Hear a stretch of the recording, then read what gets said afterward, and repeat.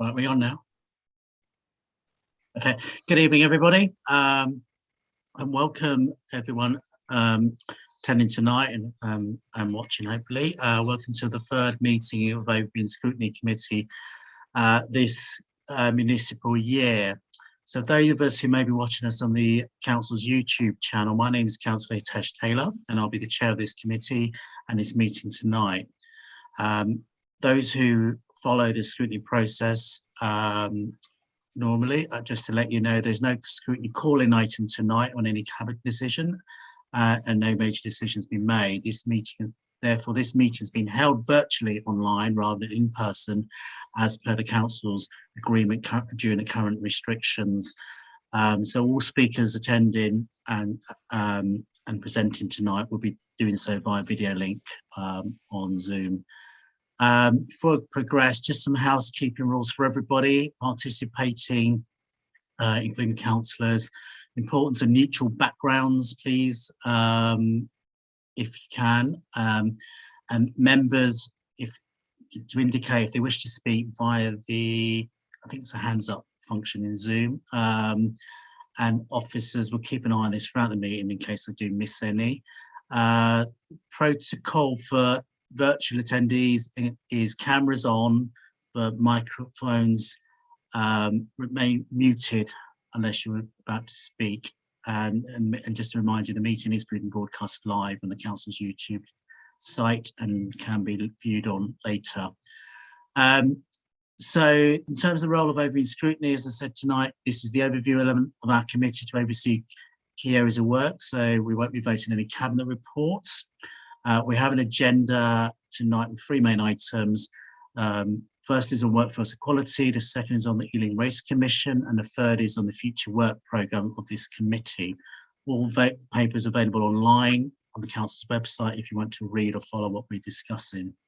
So that all out the way, let me get on to the main proceedings. And the first agenda item I've got of apologies for absence and substitutions.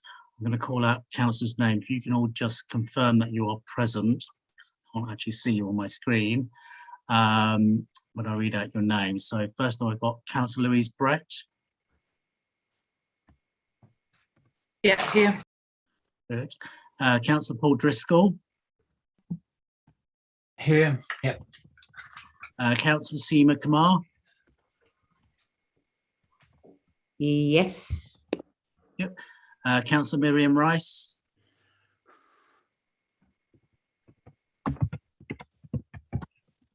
Present. Apologies, Chair. Okay. Councillor Sarah Rooney. Present. Thank you. Councillor Chris Summers. Present. Councillor Simon Woodworth. Yep, present. Councillor Anthony Young. Present. Yeah. Councillor John Ball. Present, Chair. Yeah. Councillor Faye Block has given her apologies for tonight, so she's not here. Councillor Jazz Kiran Chauhan. Yeah, present, Chair. Thank you. Councillor Praveen Anand.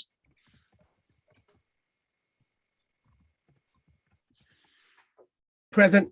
Yeah, okay. Councillor Sitara Anjum.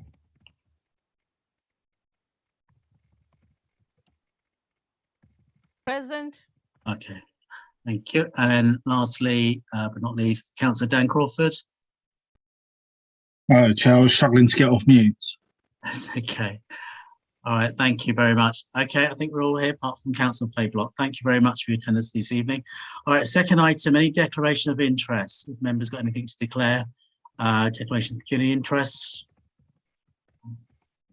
No, I'll take that as a no. Thank you. Item 3, urgent matters. There's no urgent matters discussed tonight. Sorry, technically I might have a interest. Is it simply my girlfriend sits on the Racial Equality Commission on. I should, okay. Yeah, it's not a pecuniary interest. No. Okay, fair enough. Okay, no urgent matters. Matters to be considered in private. There are no matters to be considered in private tonight.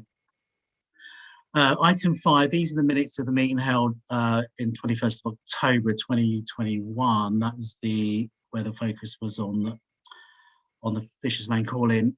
if members recall, just asked to consider the accuracy of the minutes of the meeting held on that date and agree the minutes. However, I should advise that as this meeting tonight is a virtual meeting, the minutes from tonight's meeting will be confirmed at the committee's next in-person meeting. I think that's the process, Sam, I think. That's correct, Chair. Yep. Yeah. Okay. It's we agree it tonight, provided you're all happy with them, and then we confirm that at the next in-person meeting. Okay. So it's just a governance process to tidy it up and make sure it's all done lawfully. Thank you. Does everybody consent with the minutes? Yeah, agreed, Chair. Yeah. Agreed. Yes. Agreed. Agreed. Okay, thank you very much. Okay, on to the first item. Okay, just a heads up to those on the who come to speak on the Race Equality Commission. I suppose just give you a bit of time. I can't say for definite how long it'll take on this first item, but maybe 3/4 an hour if you need to come back to us. Okay, the first item we've got is tackling is on workforce equalities.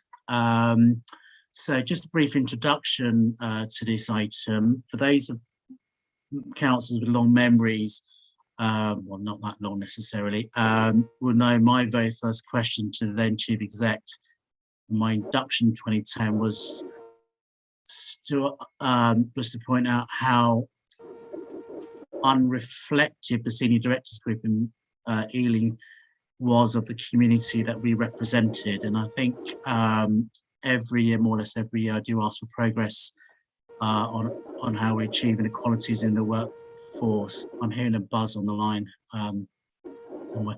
Now, 2 years ago, this OSE committee agreed to take a look at the issue, and I believe there was a brief report last year.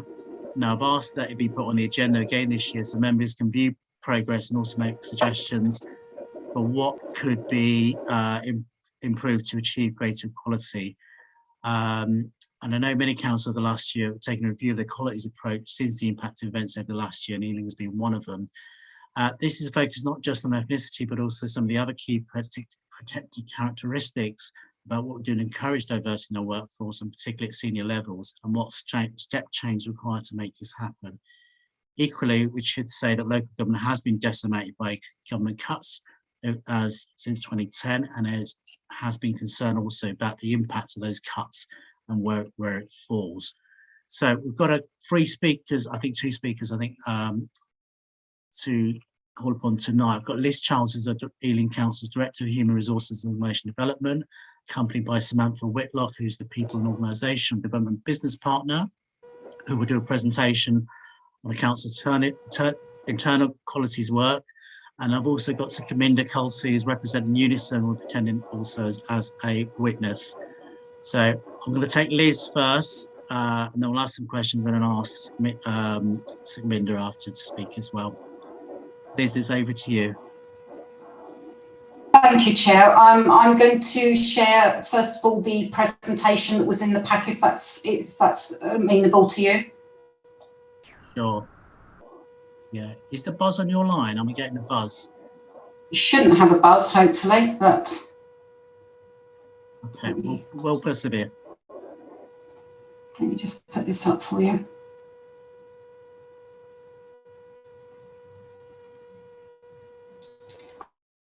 Are we all good? Have we got that live?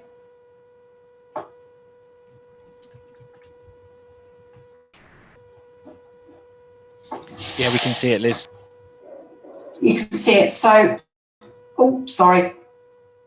Right, here we go. Sorry, I'm working on two screens here. Apologies. So this is just a quick run through to start with of some of the key statistics to refresh us all where we are. So the first slide's really about where Ealing is in terms of our ethnicity overall, compared to the community. One of the things I would say about this is that at the moment, we compare ourselves to the census in 2011, and as councillors will remember, the census has been redone, but the results won't be available to next year. So I think it'd be quite important at some point next year, when the census details are out, that we go back and look at actually, has it changed at all in terms of the makeup of the community, and what does that mean in terms of the workforce as well. This is a further breakdown in more specific groups of the council versus the community. So on the whole, the council is reasonably representative of the community, probably more representative if we look at Black or Black British staff. But again, wait and see what happens with the census when it comes out. Getting into a bit more of the detail, as you'll be aware,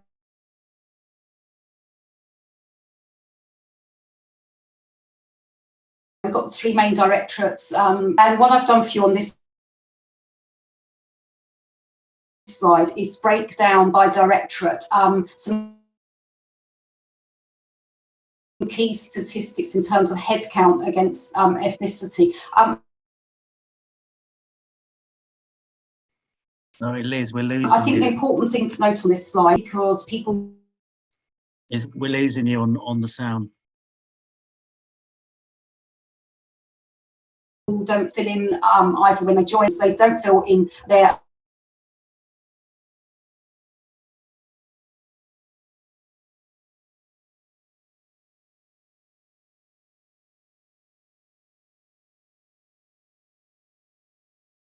protected characteristics. So this is, and other characteristics. So this is a key part of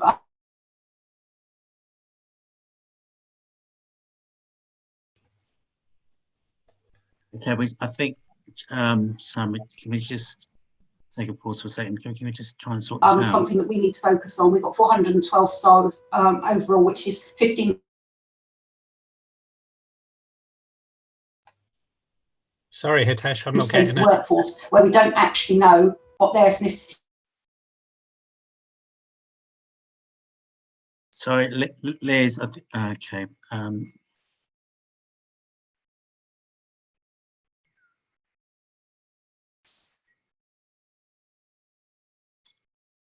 Okay, apologies anybody who's watching this at home. We're just checking. And therefore it could, obviously it's a significant number to skew the figures. However, then we've got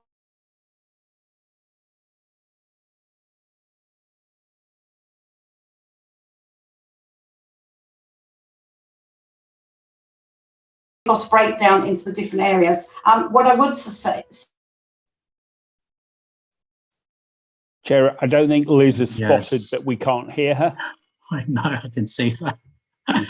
Okay, she's come off now. oh, she's come back on.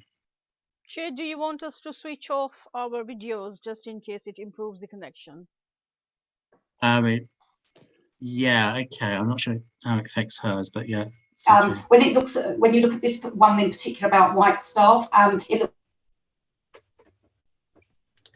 Chair, shall I? Did you contact Liz? Yeah. Looks like I have sent her a message. Hello, Samantha, you're going to say something. I have sent Liz a message, but she's dipping in and out, isn't she? It's not just me that's hearing that. Yeah. I'm wondering, Chair, whether or not she's going into Zoom twice if she's got 2 screens open, and maybe that's overloading her service. Maybe if somebody else shared the slides. Yeah. So if Sam shared the slides, or it would reduce the bandwidth that she has to use. Yeah. Sam, are you able to do that, Samantha? Yes, should be able to. Okay, thanks. Hitesh, I've just spoken to Liz. She's just logging back in. She's logged out and she's logging back in again. Oh. Okay. All right. Thank you, Sigminda. Apologies, everybody who's watching this at home. Just a few technical issues. Hopefully should be resolved in a couple of minutes.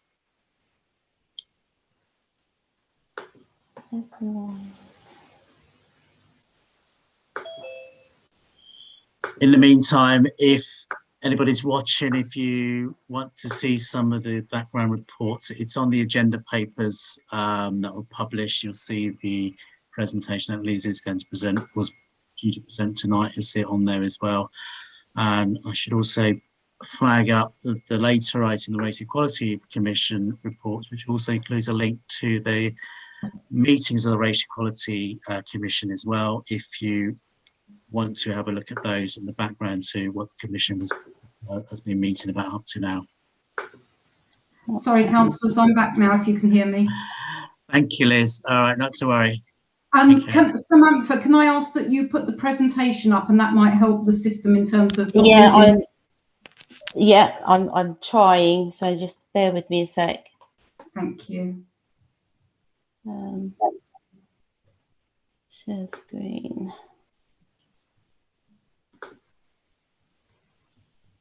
Oops. I don't know what you can see there. It's just coming up, Samantha, I think. Hope so. There we go. If you put it in that. Yeah, thank you.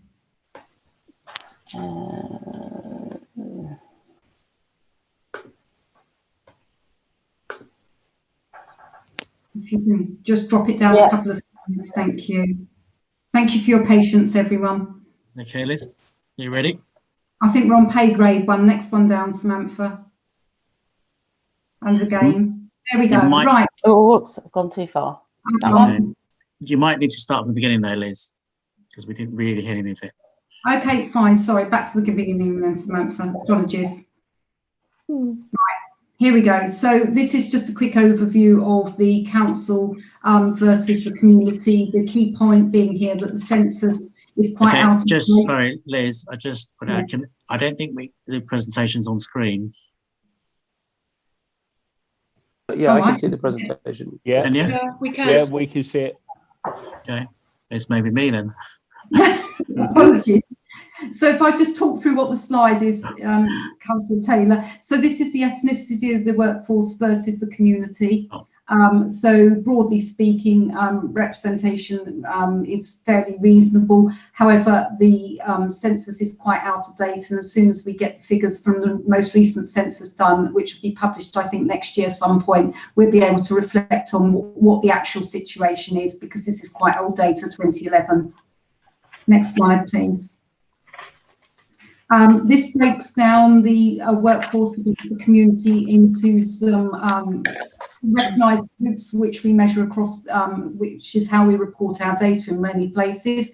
The only observation really I've got on this one probably is that the council-wide we have more Black or Black British staff than the community, but again that figure may change when we update the census data. Thanks, Samantha. The next one is about the ethnicity of the workforce by directorate. So we have 3 directorates in the council: place, children's, adults and public health, and chief executives. The important part of this slide for me is the bars at the top. These are the unknown, where we have unknown protected characteristics. So it may be race, it may be disability. So this is a key part of work that we've got in our action plan. We've got 412 staff that we don't know their characteristics, other than probably their gender, to be quite honest.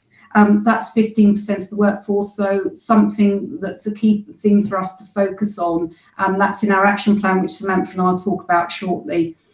The next important observation on this slide is, from this slide it looks like that children, adults and public health, which is the orange bar, have got lots of white staff in their directorate, but we have to remember that children, adults and public health represent 45% of the workforce, so taken in that context it's not particularly high compared to anywhere else. Next slide, Samantha. This is one that's a key piece of work for us. This is the ethnicity of workforce by pay grade. So the lowest of our pay grades start at grades 1 to 4 at the bottom of the screen here. And then we work our way up, and sort of fairly even numbers going up to grades 9 to 12. The important point about grades 13 to 16 is where we're getting into people that supervise staff, managers, middle managers. And whilst those numbers, the balance of those numbers are not particularly out of kilter, this is where we're going to need to consider career progression, because when we get into the grades above, and you'll see the next line up, grades 17 to 18 and chief officers, we have a disproportionate number of white staff compared to Black, Asian and minority staff in this space.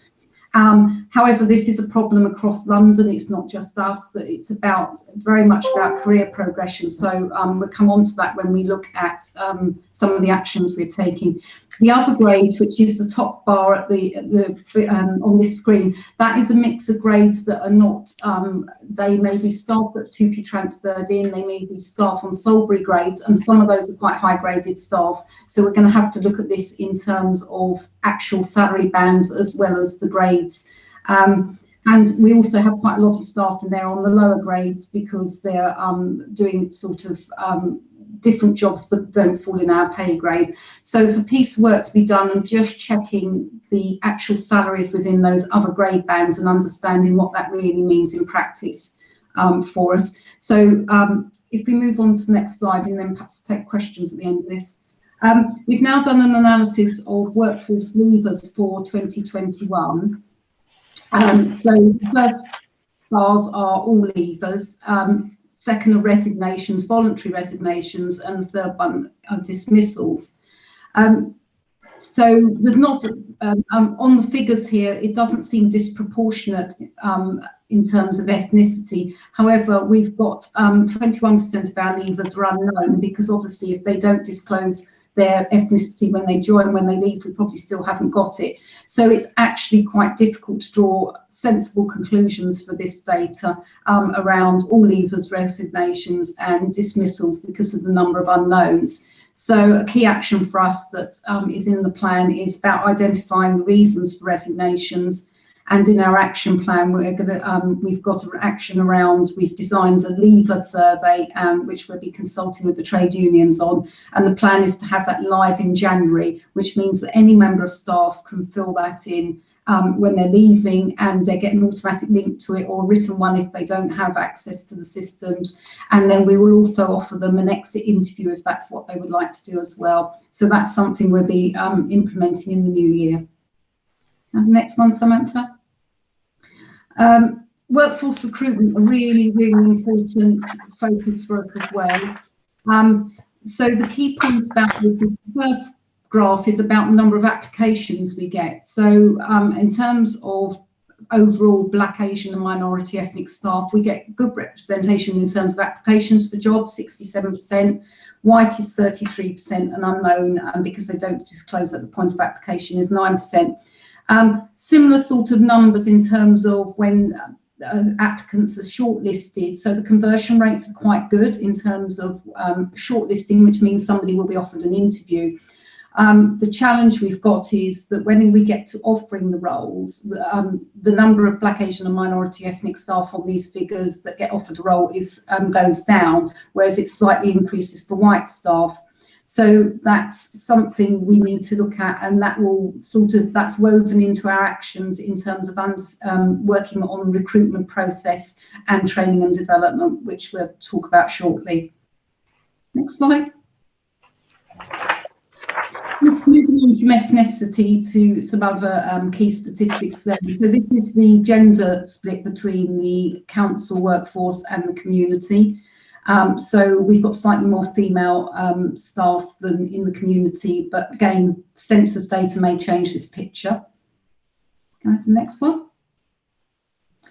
And in terms of the directorates, there's a sort of very even split in the place directorate, a small split in terms of chief executives, and a much wider split in terms of being more female staff in children, adults and public health.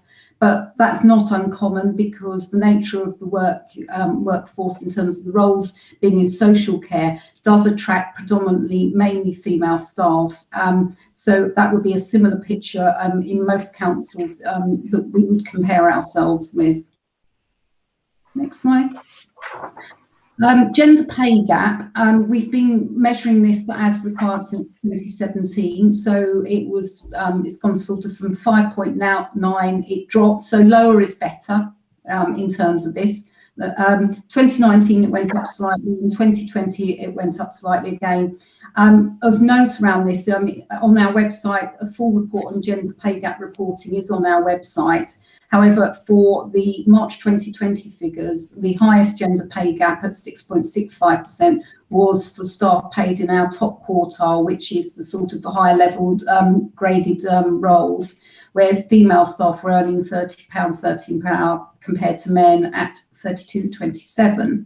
Not a massive gap, but that's where the gap is. Next slide, please. Benchmarking us against some of the boroughs in sort of the West London area that we compare ourselves with. Not all of them have done their returns, by the way, which had to be done by this October. So similar position in Ealing compared to Brent, which is the grey one, Hammersmith and Fulham yellow, and Hillingdon and Hounslow. Of note here is to note that Barnet pay gap is in a minus figure, which means that they have a much larger female workforce. So I think further investigation required, but it's probably the makeup of their workforce. We have a lot of things that in the care sector, for example, care workers and that are not employed by the council. Thanks, Samantha. Disability, so that's a comparator. Council 4.6% compared to the community at 6.6%. So there is a gap there. Next one slide, please. Probably of interest to everyone here is this is the 2021 rather survey of London boroughs. So this is something that all the London boroughs participate in every year, and we get fed back our data. So direction of travel, all the greens mean, broadly speaking, that's we're in the heading in the right direction. But the place where we're out of kilter with other outer London boroughs is around the unknown head count, where ours is 4.6% and overall, and the comparator is 2.8. So we've got work to do on that. And also the percentage of top 5% earners who are Black, Asian and minority ethnicity. We've got a minus 3.1, and the average in medium for London is minus 5.2. So I think it's important to benchmark ourselves against others. There's a whole other range of indicators we can compare ourselves with, but those are the sort of top ones that I've pulled out for this evening. Thank you, Samantha. As we know, as Councillor Hitesh Taylor introduced this meeting, this is the Ealing's directors team that lots of questions about. So this is the chief executive, exec directors and directors, and you can see the split in terms of gender is good in my opinion, slightly higher on the female side. But obviously, when it comes to ethnicity, predominantly white, and we at the time we did this over to Asian and minority ethnic members of staff. So that's a key point is about the long listing and using agencies that produce us with good, diverse long lists. But across London and the wider, not just in the public sector, our parts of the public sector, local authorities, but more widely, there is very few people in the pipeline for these roles that are Black, Asian and minority ethnic staff. And one of the things that Samantha and I are involved in is the cross-London piece of work on equalities. And we're leading a work stream which is to do with career progression for Black, Asian and minority ethnic staff. And we'll touch on that perhaps when we get a bit further on.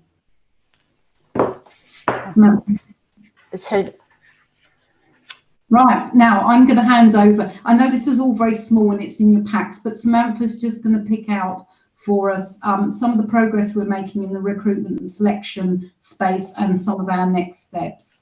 Samantha. Thanks, Liz. So the first thing to point out is, with regards to recruitment and selection, is that we are now able to provide a really useful data set to our executive directorate team.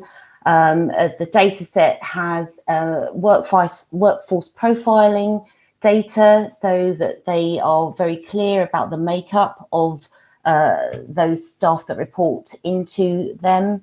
And we've also given data around recruitment and selection activity and outcomes to enable directorates to think about directorate targets and things that need to be addressed in their area. I think a couple of things to point out just under this banner is that we are looking at our end-to-end processes around recruitment and selection.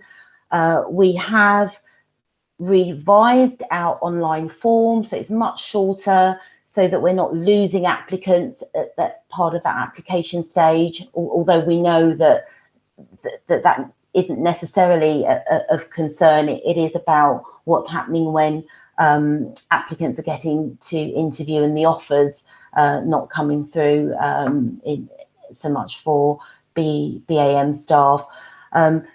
So as a result of our sort of looking at the end-to-end processes, we have looked at how we support managers in their development and awareness of recruitment and selection activity, understanding potential for unconscious bias, for example. So we have, in fact, very recently reviewed our learning content so that it is very up to date and reflective of the conversations that we're having around equality, diversity and inclusion.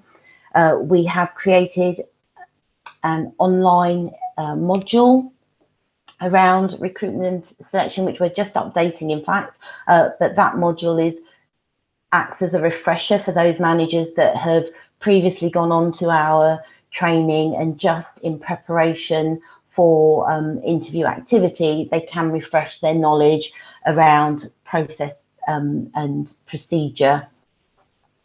I think the next thing to point out here is that those managers who are engaging in recruitment activity are required to have a recruitment planning meeting with colleagues from our recruitment team, and that meeting is really designed to ensure that we are managers carrying out our responsibilities and looking at, as I said earlier, the outcomes as a result of that recruitment activity.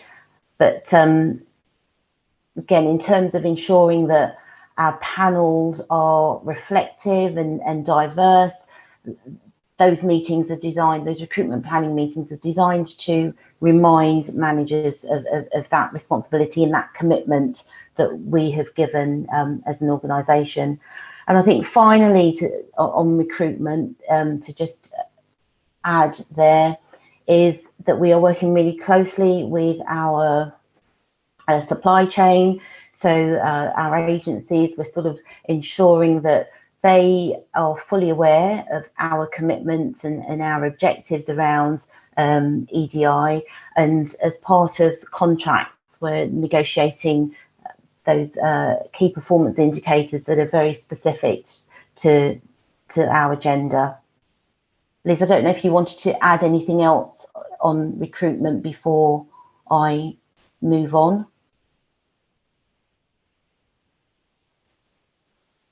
I'll assume not. Move on. So this next slide just highlights the development interventions that we have carried out in the sort of last 6 to 12 months, and it also sort of encapsulates what our plans are going forward. So I think the first thing to point out is we've included here individual development and the importance of the appraisal conversation. You've got the statistics there in terms of completion rates across our directorates. Not as good as they could have been. Managers have since been given until the end, or were given until the end of November, to ensure completion of those conversations. We'll be pulling off the completion reports on Monday, so we'll be able to see the progress there. But we're hopeful that those statistics will increase. The reason we've sort of referenced the appraisal conversation is because we absolutely recognise the importance of managers understanding individual aspirations, and for those members of staff who want to think about career progression, advising those members of staff, signposting those members of staff. So we've really sort of over the year have raised awareness and understanding around the benefits of that process and how that has an impact on this EDI agenda. So moving on, in terms of new content, we've launched new training for all staff, or that all staff can access rather. It's not compulsory right now, but we have created a module that we've called Interrupting Bias. So it just takes that unconscious bias conversation that stage further, reminding people of their roles as allies, and the importance of calling out bias and bad behaviour, discrimination, harassment when they see it. So that's a new offering. And the second workshop is one around cultural competence. So again, it's just about raising awareness and understanding of different cultures, different religions, different ethnicities. For example, those programs have been rolled out in the last month, and we've had really good feedback and attendance, and that's, as I say, part of our new offering. In addition, more recently, we held a workshop for our top 100 managers called Tackling Racism in the Workplace, a really short, sharp workshop just designed to challenge thinking and encourage managers, again, to be aware and to understand the different language around equality, diversity, and to encourage conversation. I think a real development for us has been the creation of a positive action programme. So we have recently launched the programme. We have 23 members of staff who have signed up for the programme and who are actually on the programme. The programme started a couple of weeks ago. So really excited about that development. In order to support that cohort of staff, we've got some wraparound support in terms of their coaching and sort of personality profiling, raising their self-awareness, just things that are designed to encourage that personal growth and to sort of understand the mechanics of leadership and management. So that's where this apprenticeship programme is underpinned by the level 5 qualification for the Institute of Leadership and Management. And in fact, this is a programme that we are funding via the apprenticeship levy. We have formed staff equality groups in recent months. So as listed there, we have a BAME group, LGBTQ, women's group, all faith group, disability, health and wellbeing group. That group is being supported by myself and our training provider, DWC, who carried out the consultation. So that group have recently attended training with us, and that training was designed to remind them of the importance of governance around meetings, keeping notes, getting the group to think about priorities, their terms of reference, how they're going to attract and retain members, how they're going to collaborate with members. So we have a series of meetings and support programs in place just to help those groups in the work that they're doing. The workforce development plans. So this is where we are looking at sort of finalising our overarching plan that's going to sort of consolidate all of the actions and activities at a corporate level, but also those activities that and action plans that have been identified at directorate levels. So directorate management teams have been tasked with, as I said earlier, looking at their recruitment statistics, looking at their profile information and other HR related information, so that they have their local action plans, but we will reflect their activities in the corporate plan.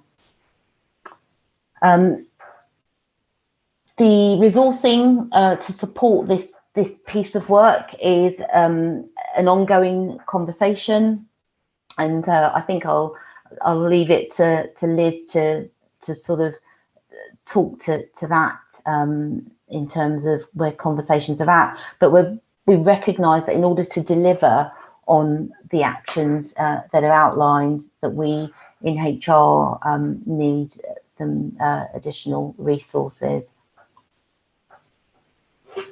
And then the final slide, this talks about some of the activities that are planned for the future. So we will be launching a mentoring scheme in the new year.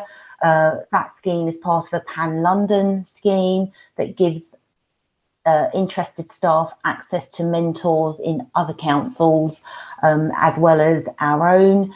That is going to be promoted as an all-inclusive mentoring scheme. So, you know, all staff from any sort of ethnic group, any of the protected characteristics can apply for that. Liz talked about the Pan-London Career Progression group that we are part of, so I won't go over that. But I think the important thing to just pull out from that is that as part of ideas and moving the best practice, that group, we are sharing tools and experiences, and it's a really useful group to gain some information on how other councils are tackling the issues that have been raised as part of this EDI agenda. And finally, we have a hybrid working survey that was set out, and we are currently analysing the results of that survey, and wherever possible we will be looking at any sort of patterns that are EDI related that are coming out of that survey. So that sort of sums up the activities that we've been involved in to date, and those activities that we've got planned going forward. Right, thank you, Samantha. Okay. Shall I stop sharing? Okay, you finished there, yeah? Yeah. Okay, all right, thank you. Before I ask Minda to come in, is just if members had any points just to clarify on that presentation at this stage. I can't, oh yes, Councillor Kamal, and then Councillor Woodworth.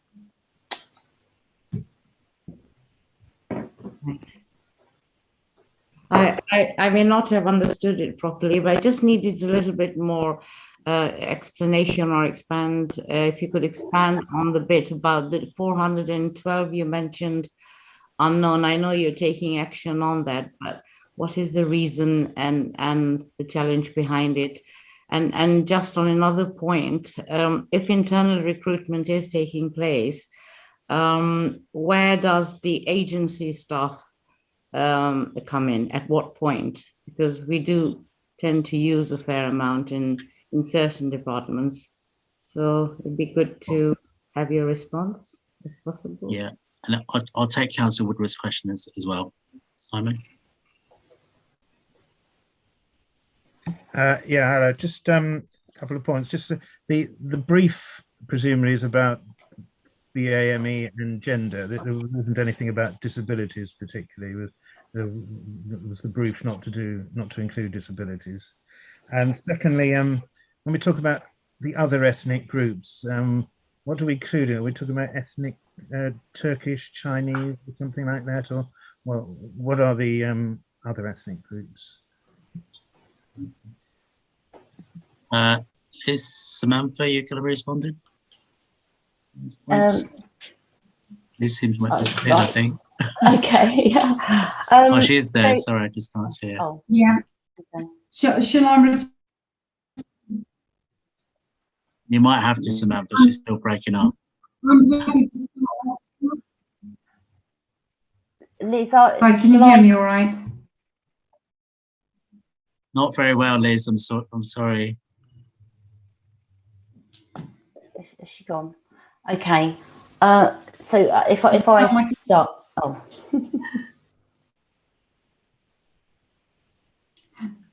If you can hear me, I'm happy to share. Yeah, we can hear you. Don't need a video. Apologies, but it might be easier. So first of all, the 412 unknown members of staff, that's sometimes because people who have 2P transferred in, you will remember that the library staff cohort transferred out of the council, transferred back in from Carillion some time ago. So that's probably a group of staff where we've got gaps, and we've had other staff 2P transfer into the council. So the other challenge around it, some of these have declined to specify because they're not confident that their information will be kept confidential. So my plan around this one is I'm actually going to personally either email or write to relevant staff, and early in the new year, encouraging them to disclose this. I'll work with the trade unions to see if we can put on some sort of drop-in sessions, etc., and just reconfirming that all this information will be kept confidential, and it's in the interest of the whole workforce that we really do understand what the workforce makeup is. So that's probably around that one. Bit of a challenge because, you know, but we will work on it. I'm confident we can get the numbers down to a more sensible number.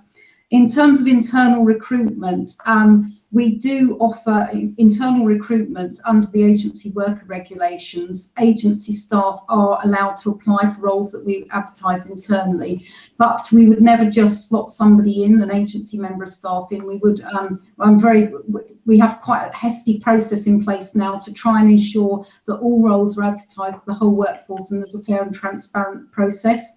And I think we're making good progress on that at the moment. In terms of the Black, Asian and minority ethnic staff, the other ethnicity, it does include everybody else that doesn't fit in one of the other categories, but happy to pick that up separately as well. We weren't given a specific disabilities brief, but disabilities is sort of quite close to our hearts. We know we need to make sure that people disclose their disabilities, but I think one of the things we've been talking through Council Trade Union Joint Committee to about for some time, but it's about a timing issue, is looking at putting in something called a disability passport, which means that members of staff write up how they'd like to be supported in terms of their disabilities. You know, what is it when I'm having a bad day, or what adjustments do I need, so that they don't have to keep telling people again and again what it is they need for us to make them successful in the workplace. So definitely something we'll be working on, and one of the staff equalities groups that Samantha spoke about is definitely is going to pick up work in that area as well. Thank you, Liz. I've got Councillor Praveen and Councillor Paul. Thank you, Chair. I just wanted to ask a question, which thank you for the report. It's very informative. Thank you. But the implementations, has that been financed? Will you require extra money for implementing those tasks that you've actually identified? Will there be training being supplied as well alongside, so that people actually are aware of what they are supposed to be doing, and the funding towards that? Is that something that you're going to request Cabinet from, or is that already being put aside? Thank you.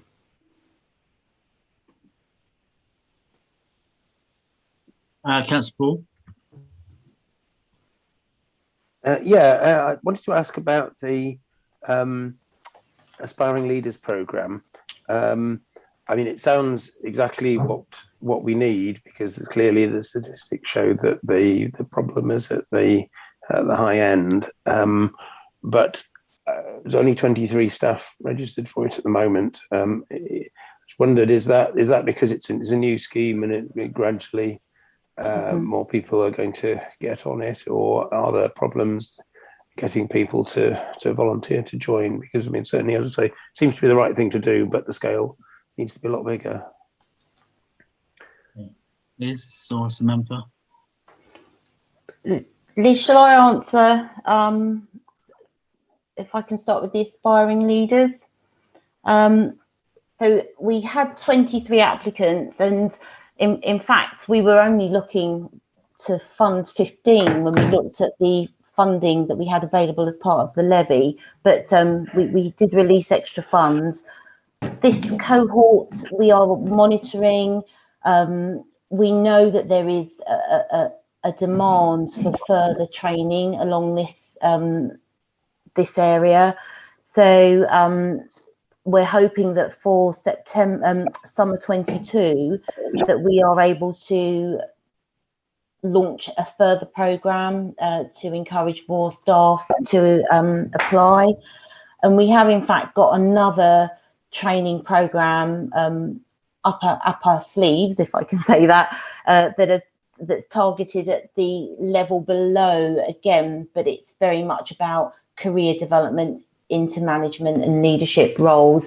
So we've got further actions and opportunities because as you've noted, you know, it's definitely something that people are interested in doing and something we need to support as a council. Thanks.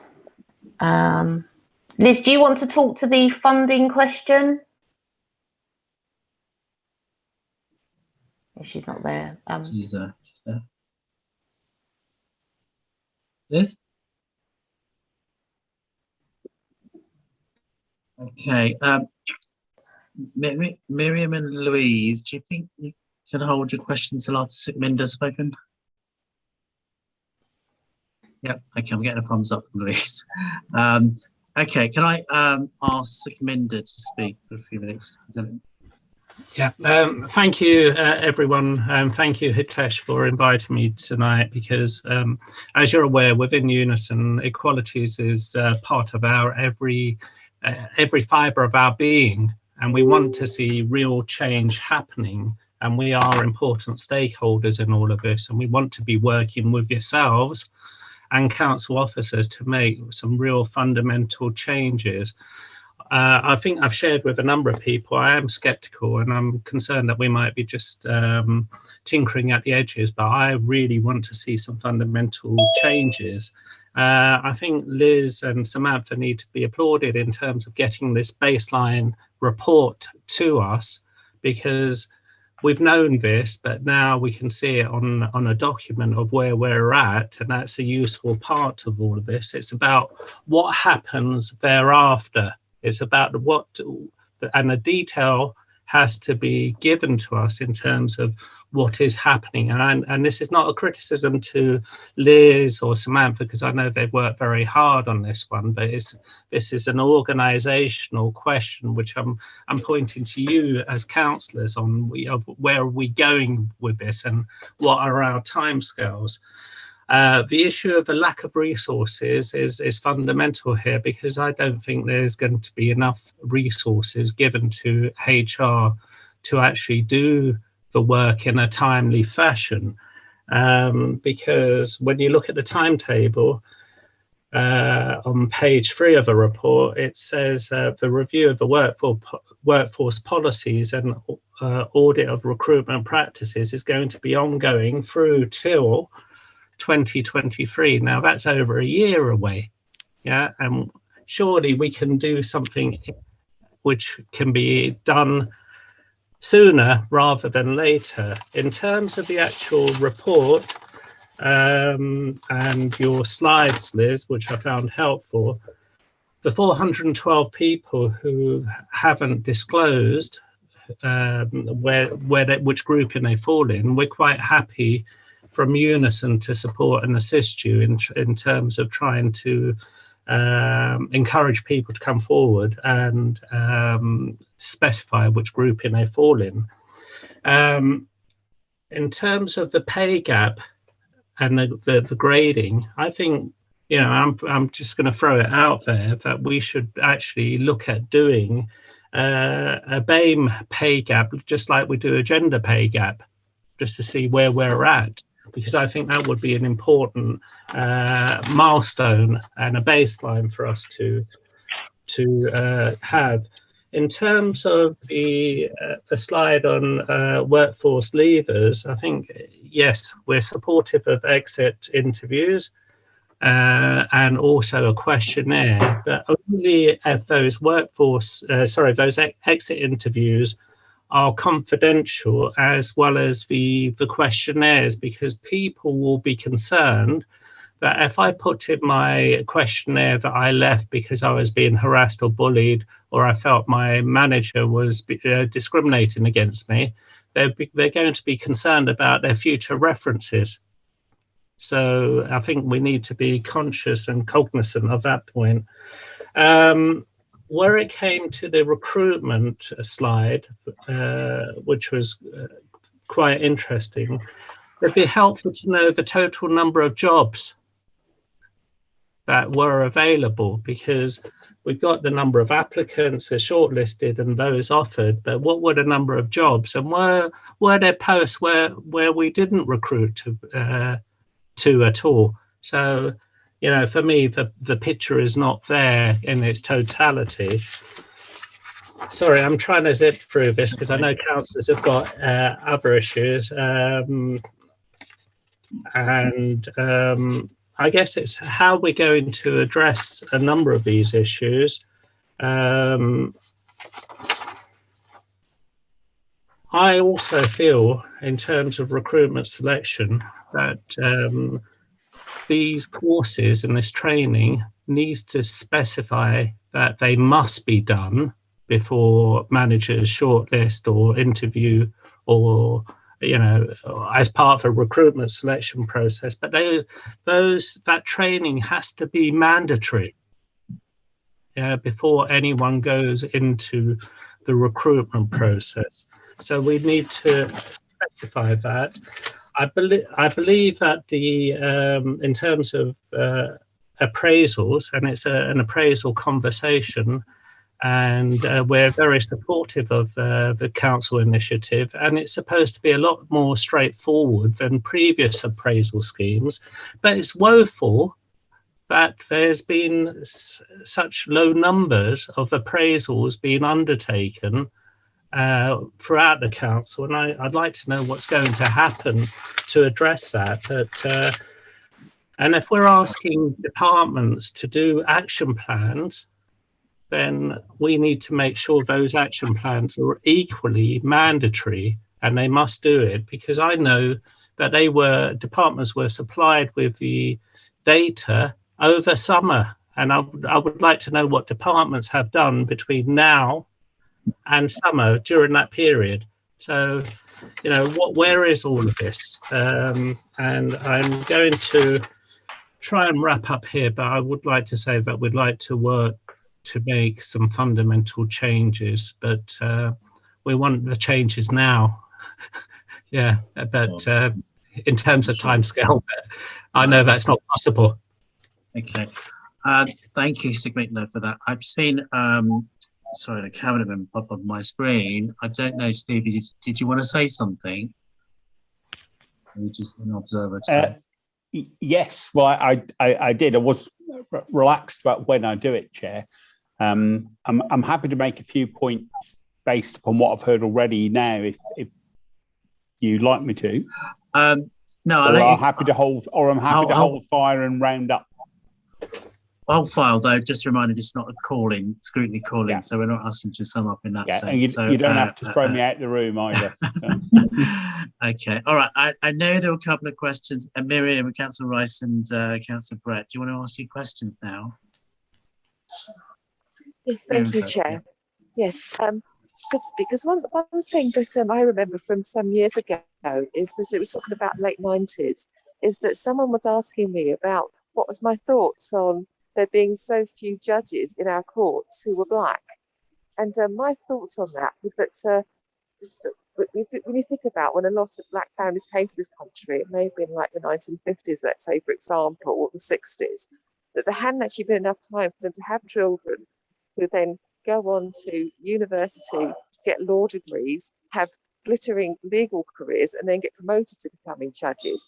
Now, I'm just wondering, how much longer can we go on looking at the world in that sense? Because so many years have gone on since.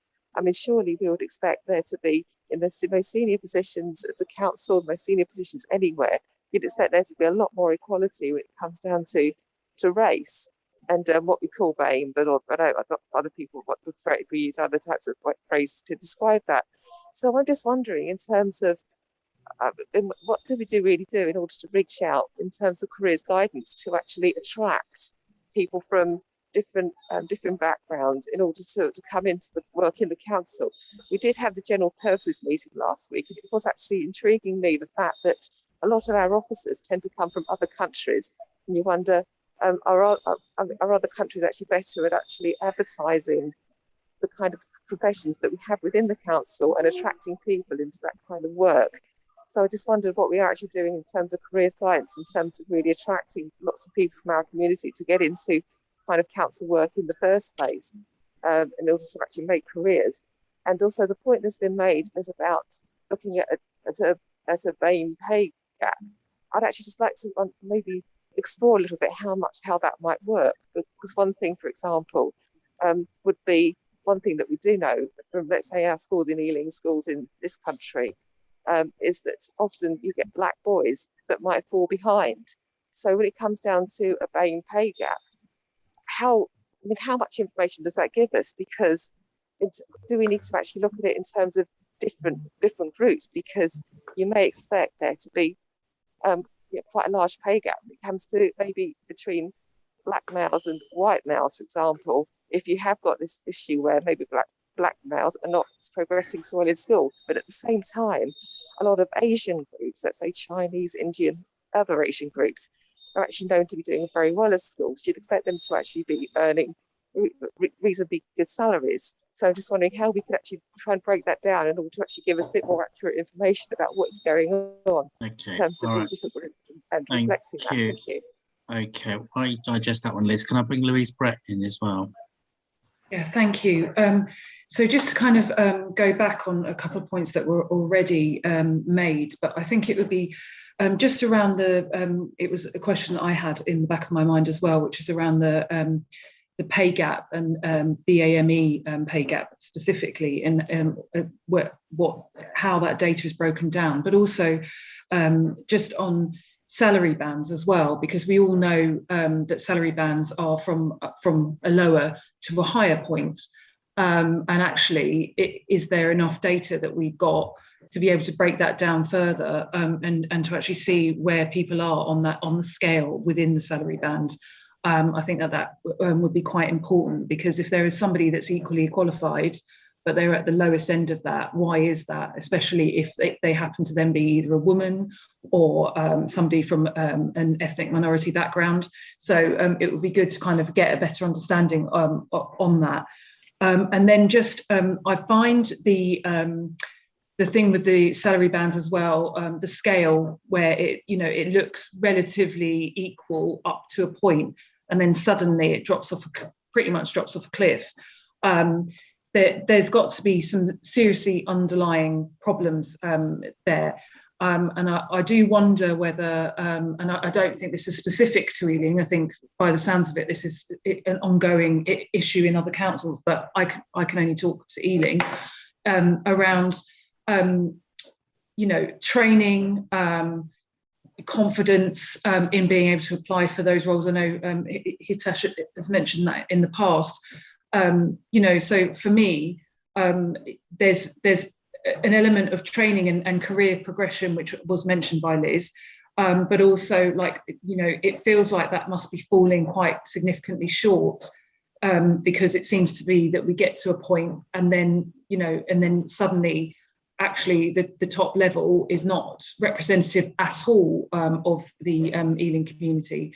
And then it just feels like then, okay, oh great, we're kind of more or less equal up to a point, and then suddenly we're not.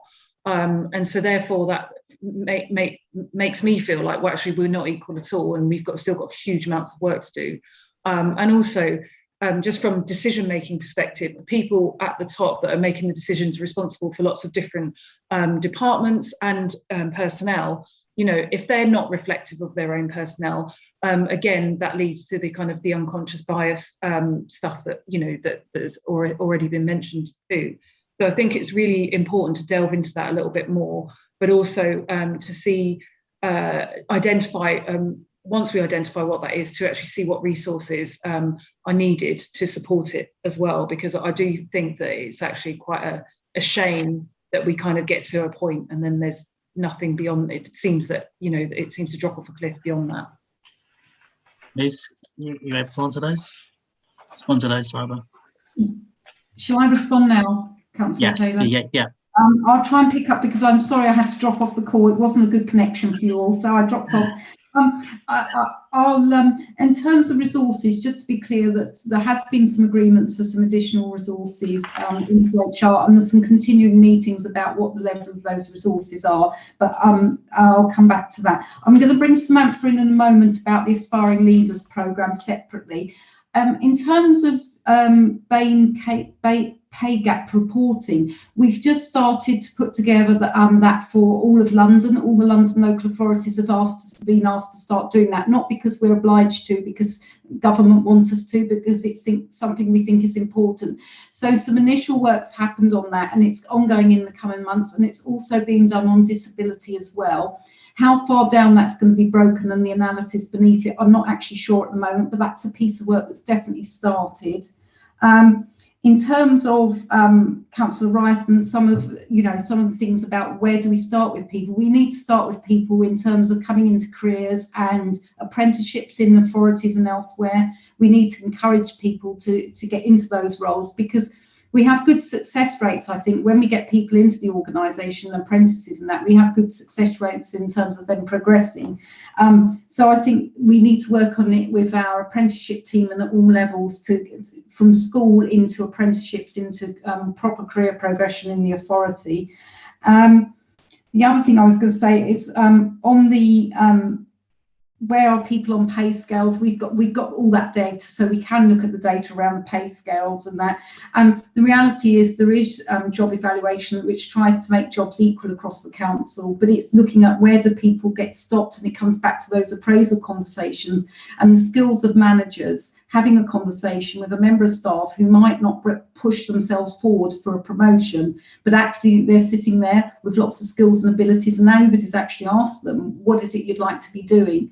So I think it's on the onus is on the managers and HR supporting managers to be really proactive in that space, talking to people about what do they want to do. Because I think when you, I totally agree that when we fall off a cliff edge when it gets to the more senior post. And I think that's just about confidence. I mean, a lot of our staff will, have qualifications. They will have engaged in development opportunities across the council, but it's having that confidence and a mentor to help make that transition into those senior posts so they actually even apply for them. But maybe Samantha might like to come in, because part of the Aspiring Leaders programme is to do with that. So I don't know if Samantha's able to comment on that. Is she still with us? Yes, she is. Well, she comes in. Can I just want to say on that last point, Liz? I mean, two things spring to mind. No scientific evidence on this one, but if you're being appraised by your manager, often those appraisals are based on an individual's work plans. So what they've done over the last quarter or the monthly. There's almost slightly adversarial approach to that, and would I as an individual feel confident to talk to my manager about opportunities, or would I feel perhaps better to talk to someone else instead about my aspirations? I'm not saying it's the case in all areas, but it was just something that sprung to mind really. The appraisal conversations are not really meant to focus on the day-to-day metrics of the job anymore. Because that should be part of the ongoing conversation in the nature of your work, in your team meetings and one-to-ones. So the ongoing conversations are meant to be about what's going well, what's not going well. So, what development have you done? What do you need to do? So that is the model we're moving towards. But it's important that we get, and Samantha and the team have done a big job in terms of training people in how to do that, and easier templates. There's no scoring. So it should be much easier, because you're not grading people, you're just having conversations. So we hope that that will make a difference. But it was launched in this year, so we can only wait and see what the results are. But what should be happening in services, I say should because we need to check, is not only are those conversations happening, but in your own area, are then you getting your managers together as a director or a middle manager or whatever it is and saying, okay, looking at all that information, what is it we need to do for our team? Who wants to progress? Who doesn't? What's the training available? So those are, there is a big piece of work to be done to keep driving that agenda forward. Probably it's been a bit of a struggle in the last year because people haven't been focusing on their day job. They've been focusing on a lot of COVID related work. So we accept that has been the case.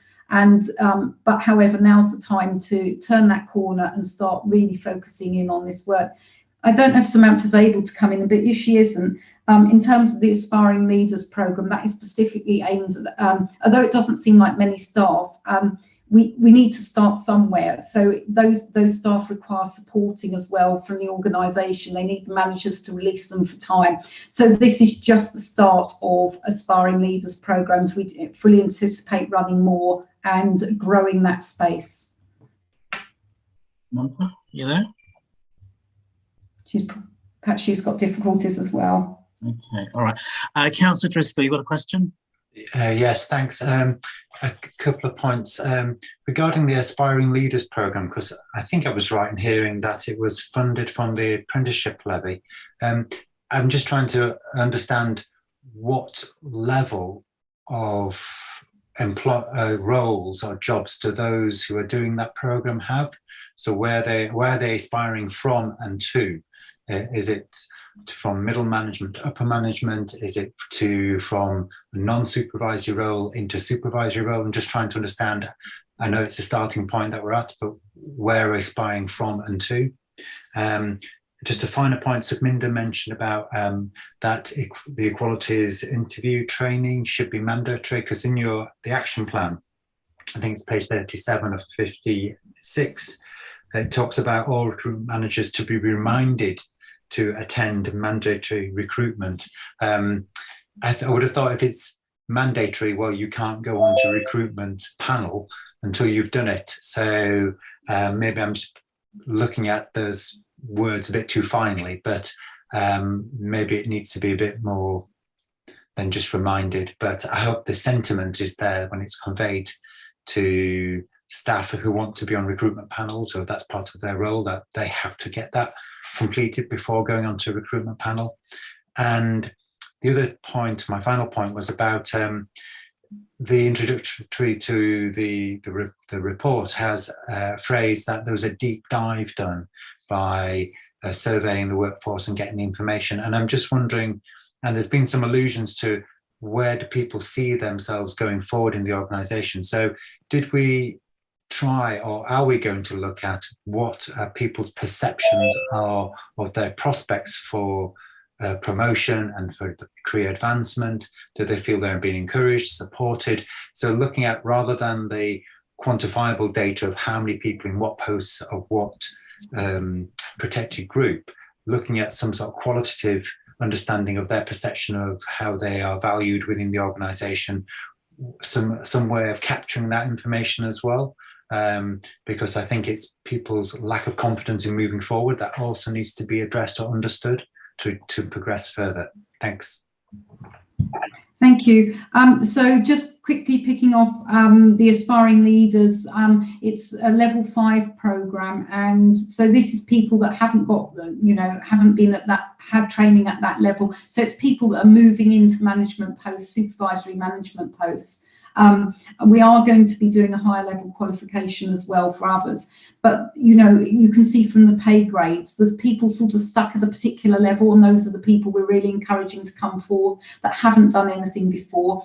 And as well as being funded by the apprenticeship levy, the basic programme, there's lots of wraparound support being provided to those people, because to be, we need them to be confident to make those transitions to apply for those roles, and we will be tracking those people as well to see what's happening.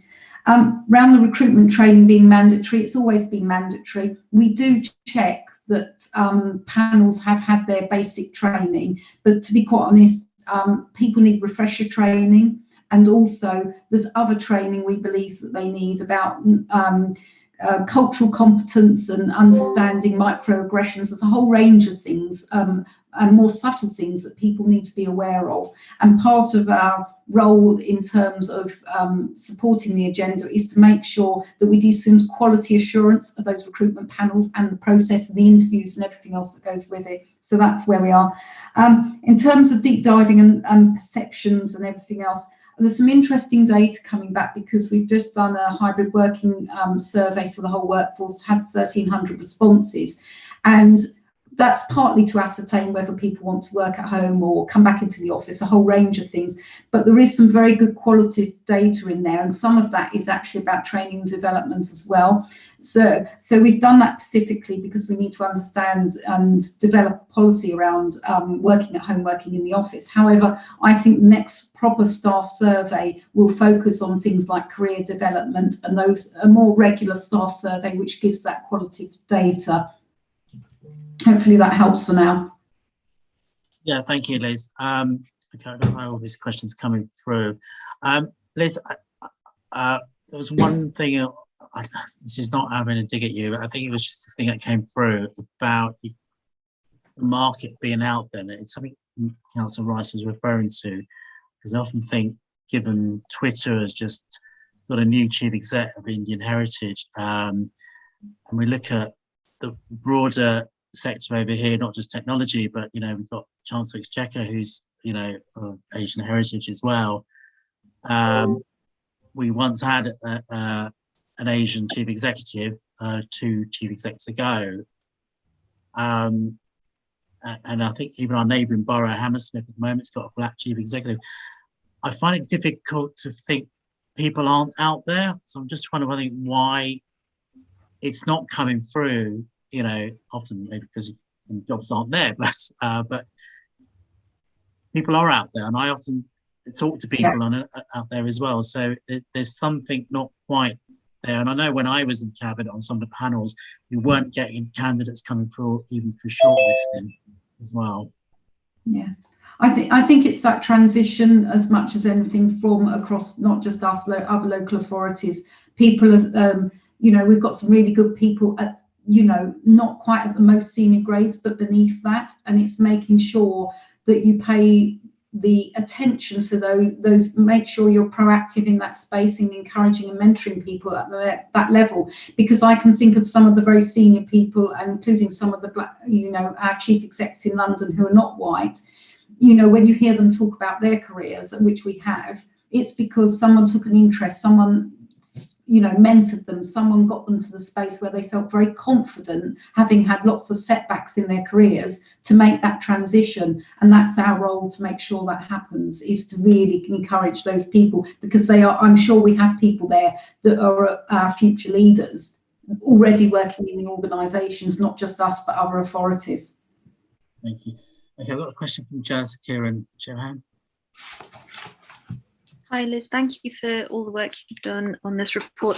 I think that my first question relates to what you just said about leadership involvement. What's the sort of leadership involvement of our sort of directors in the aspiring leadership program that we've got?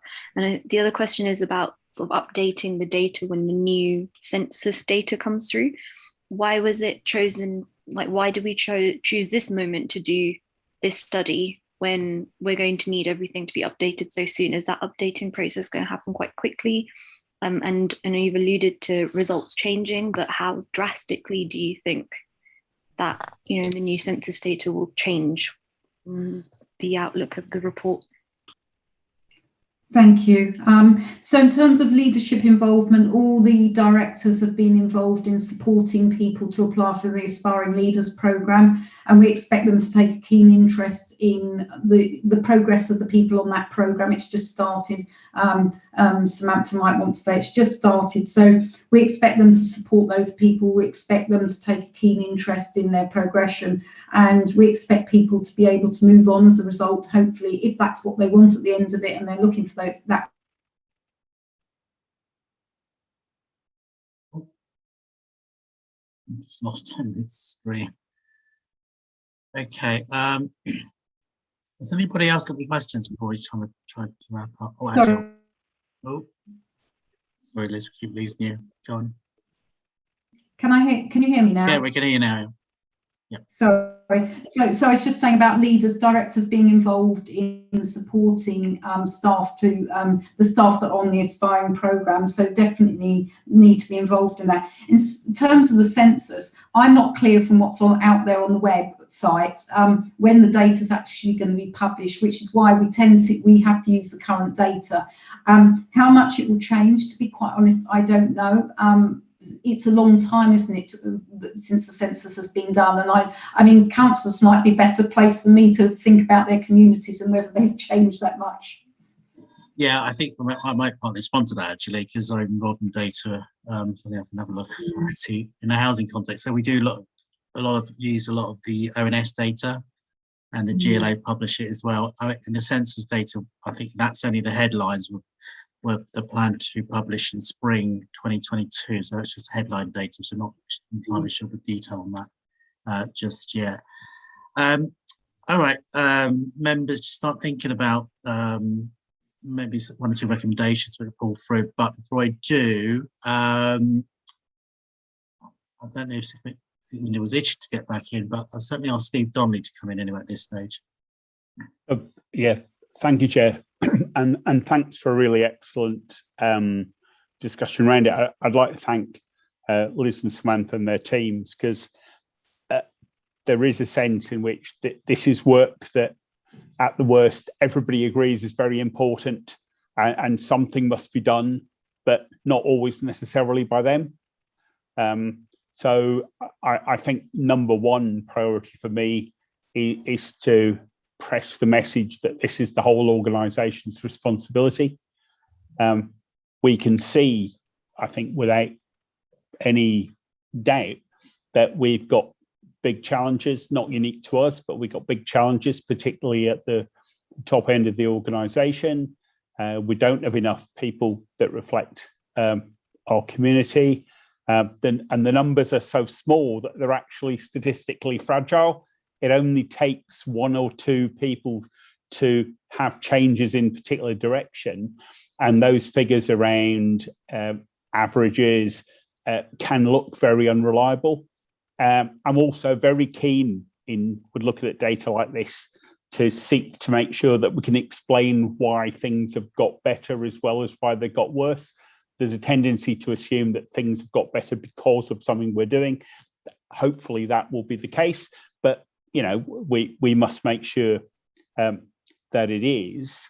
I'm absolutely clear in my mind that no organisation is going to be good at developing and supporting its BAME employees, its disabled employees, its female employees. There isn't any good at developing and supporting its employees in general. You can't pluck out of the air an ability to be good in one narrow direction if you're neglecting developing and supporting employees in general. And that's why I would entirely endorse Sukminder's disappointment with the figures as reported at that point around the percentage of appraisals completed, shall we say, on time. I want it to be clear that for me, it's not just an important thing, it's an essential thing. It's something I'll be expecting our managers to do, because I believe it's part of what we are requiring of people, and we're requiring it of people because of how it impacts the other people that they manage. So I want that to be clear as well, and I'll be interested to see the updated figures when those come through, and to take appropriate action to reinforce that message across the directorates. Couple of points around what Sukminder said. Yeah, I see that there's an ongoing programme through 2023. My hope would be that as and when it's clear that we can make particular changes along the way, that we do that we don't sit waiting until the end before we do anything at all. And speaking as the cabinet member with responsibility for the budgeting, I'd look very favourably indeed upon resourcing requirements to get this work in place. You know, so I don't want it to be a question of resources not being available for us to be a good employer, a fair employer, an equal opportunities employer, a progressive employer. You know, I think those are things which are incumbent on us to do, and to do what's necessary to deliver. And I take away all of the messages that my colleagues have given this evening. Okay, thank you, Steve, or Councillor Darnay. I know you're my ward colleague. We might still make a couple of recommendations still, but there is a question I guess I do need to ask a couple of questions, is thinking about, this is not, obviously you've just taken over the role recently, but given what I said at the start, is the first question I asked the Chief Exec back in 2010, you know, do we need something a bit more robust and maybe even a target at senior levels? And I'm plucking a figure out of the air here, is actually in 5 years' time, 25% of our senior leadership team should be from a BAME background. Well, I'm not averse to having a target, whether the figure or the time period are right, I don't know. I mean, I took on board the limitations that we have in terms of however good we make our own internal development programs, they will take time to bear fruit. So that's on the one hand. On the other hand, I think it would be interesting in terms of what you said earlier to drill down to look at what the theoretical marketplace more broadly is. You know, are the numbers of those who could apply very different from the numbers of those who do apply? So, and really, you know, are white men dominating the market because they're the people who stick their name in for any job that comes up? But I think that doesn't sound a crazy approach for us to take. But I'll reserve judgment on the percentage and the period.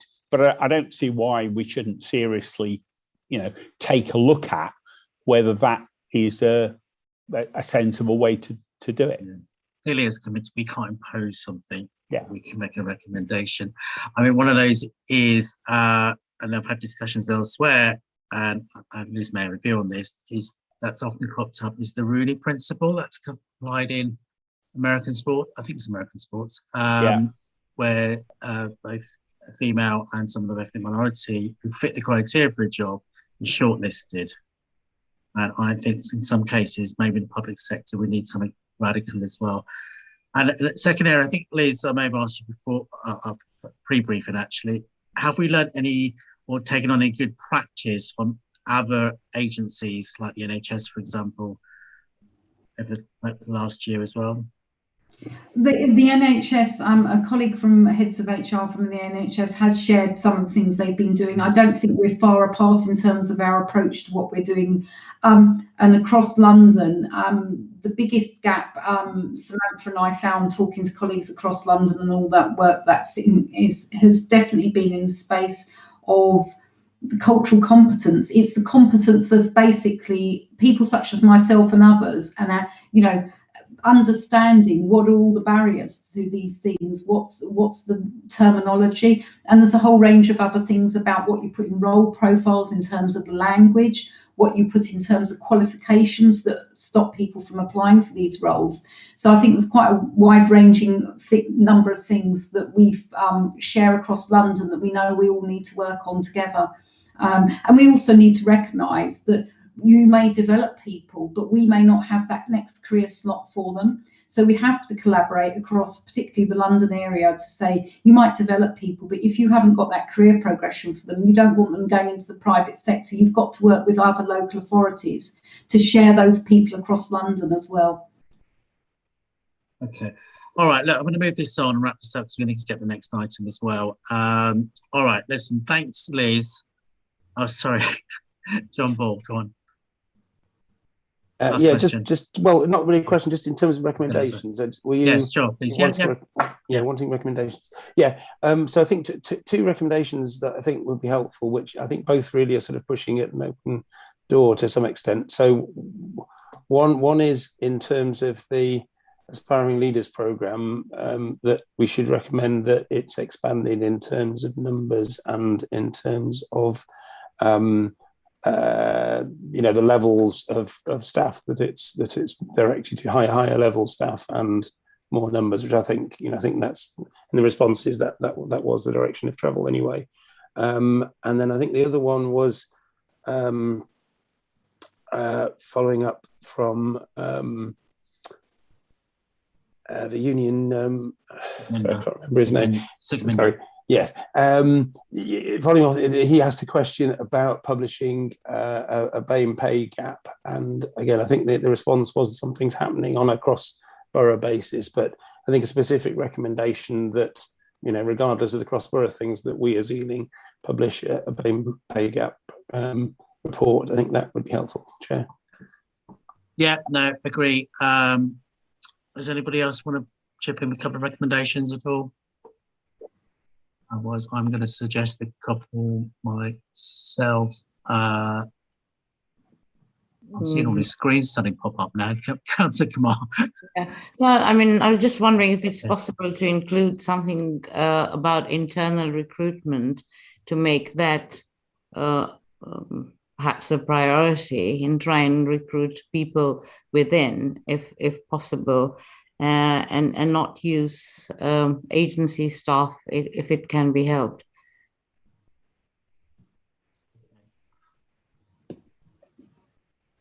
Yeah, okay. I think it's a priority. Okay, so we've got the Aspiring Leadership Programme, expand the numbers to a sustainable level, I think, is the key here as well. Analysis, BAME, pay and also offer it at higher levels as well. At high levels, yeah. Internal recruitment in terms of priority for vacancies before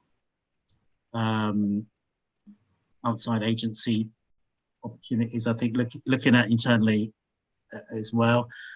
Sorry, I was looking at something else then.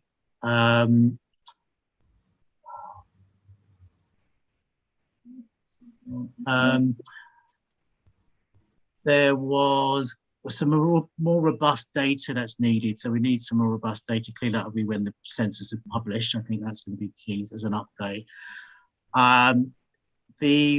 I'd like to see the strategy plan, Liz, overall. You've got, it's not the finer details of the departments, but actually you mentioned targets. What are those targets? And I'd like to see a corporate target as well. I am going to put a number in, Councillor Donnelly, and say we should look to, well, I won't put a number in, we should look to increase representation at senior levels. What percentage can we actually look at and actually explore the Rooney principle, how that could be looked at as well.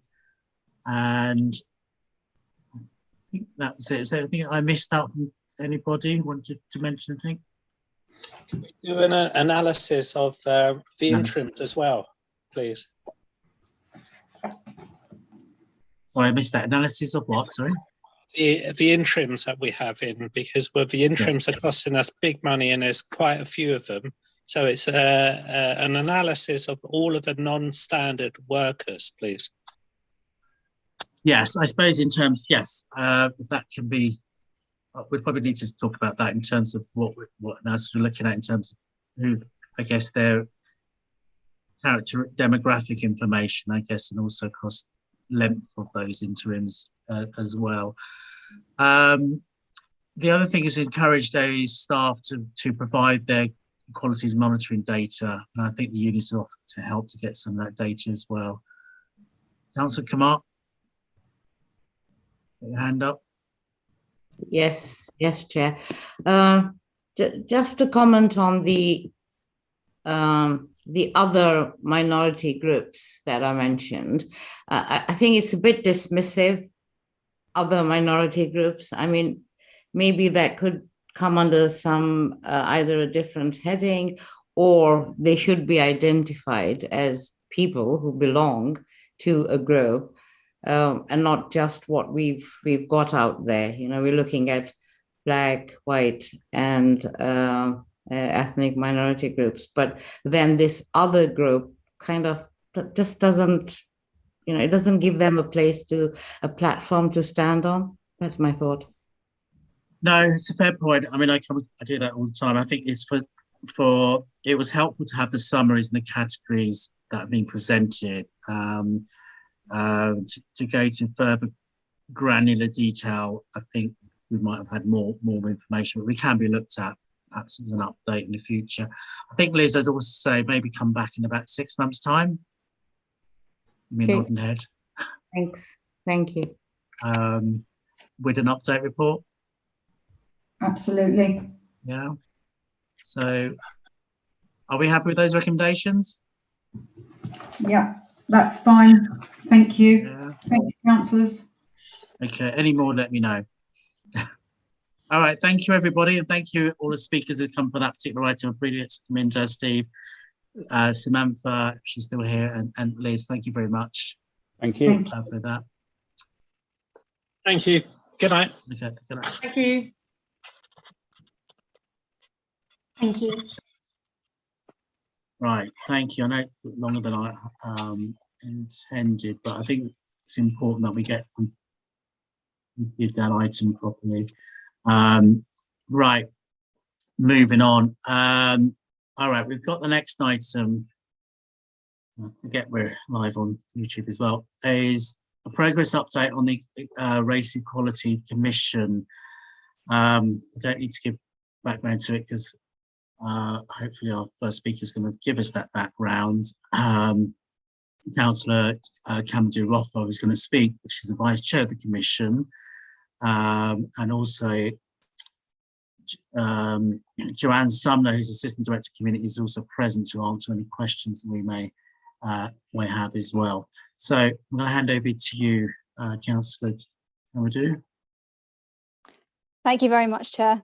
Apologies for the lateness. That's okay. Very important topic, and it merited the discussion. So thank you. As you said, yes. So I'll begin by providing a very brief background to the Race Equality Commission. As Overview and Scrutiny is aware, the Council established an independent Race Equality Commission last year to investigate the impact of race inequality on residents in Ealing. And it was felt that an independent commission was needed following conversations with local residents in the wake of the murder of George Floyd and in the context of COVID-19 disproportionately impacting Black, Asian and minoritized communities. So these conversations highlighted that residents wanted engagement and to be heard on the issue of structural racism and inequality. But residents wanted this to be done in a different way to the council's usual approach. So that's why the decision was taken to set up an independent Race Equality Commission. So this independent commission was established by Cabinet on the 15th of September last year with the aim of identifying and developing proposals for an action plan relating to tackling race inequality in Ealing. We were delighted and very privileged to have Lord Simon Woolley agree to take up the post of independent chair of the commission, and that happened in December 2020. And I was appointed the vice chair of the commission to provide a link to the council's resources to support the commission's work. The applications opened for the 10 commissioner posts following Lord Woolley's appointment, and the criteria for commissioners was those who live in Ealing or have an Ealing connection, knowledgeable about race equality issues, possess the analytical skills to carry out investigations, an open and inquiring mind, and passionate about making a difference. Essentially, individuals with the right combinations of skills and experience to carry out the role of commissioner, as opposed to representatives of specific groups or interests on the basis that the commission as a whole would be engaging with groups in our communities as part of its work. In terms of the work of the commission, it's explored the issue of race equality across 6 themes of crime and justice, income and employment, education and young people, housing, participation in democracy, and health. This has been conducted through public evidence sessions, and then the development of lines of inquiry through engagement with communities. And broadly, this engagement has taken the form of online meetings, in person with community groups, once that was possible. And that included focus groups and observing sessions with community stakeholders and radio interviews. And we can provide overview and scrutiny with further information on the specific engagement activities, if that would be helpful. In terms of the time frame of the Commission, whilst Cabinet agreed that the Commission would be time limited and report to the Council by May 2020, it was confirmed in early spring this year that that wouldn't be possible. The Commission just wouldn't be able to complete its work by May because of the challenges that were unforeseen and created by the pandemic, like the extension of lockdown into spring this year. So with that in mind, the Commission's work is ongoing. As outlined, the commissioners have since been able to reach out to residents via different mediums, but it's worth noting that commissioners are still concerned about the level of engagement that has been possible, given the ongoing constraints created by the pandemic in relation to speaking to people in person. So perhaps this is something that could be picked up or referred to the scrutiny review on resident engagement that's currently taking place.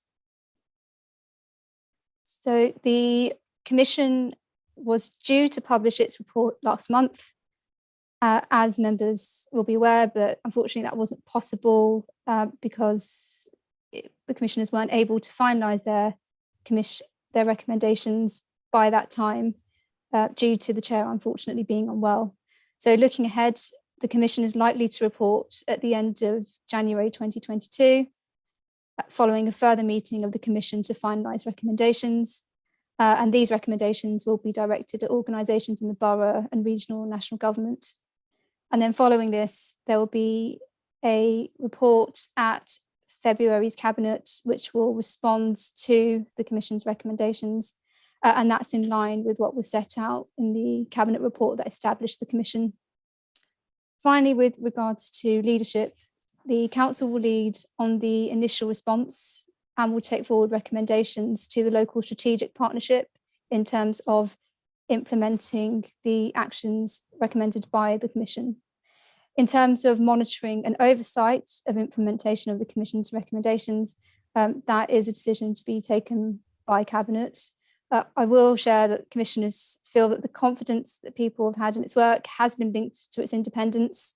And so in the report that will go to February Cabinet will contain a proposal to establish an independent advisory and monitoring body, which commissioners feel is important to maintain that confidence with local residents. And also community organisations that the Commission has spoken to are also keen on being involved in that next stage and contributing to the implementation of recommendations. So if agreed by Cabinet, that proposed advisory and monitoring body would report to the Cabinet member on a regular basis during the course of the next year. So that's my update. Very happy to take questions. Thank you, Councillor. So, questions, anybody at this stage? It's item 1 to an hour and a half, but anyone? Otherwise, I'll bring Councillor Raza in. I think she's on the call, actually. Oh, Sarah, thank you. Councillor Rooney, and then Councillor Woodruff. Thank you, Chair, and thank you very much for the presentation, Joanna. I was just wondering whether any other boroughs in London or elsewhere are doing have a similar commission, and also whether you've been approached by other boroughs as well about doing a best practice programme to kind of share the findings and share how it was set up with other boroughs as well.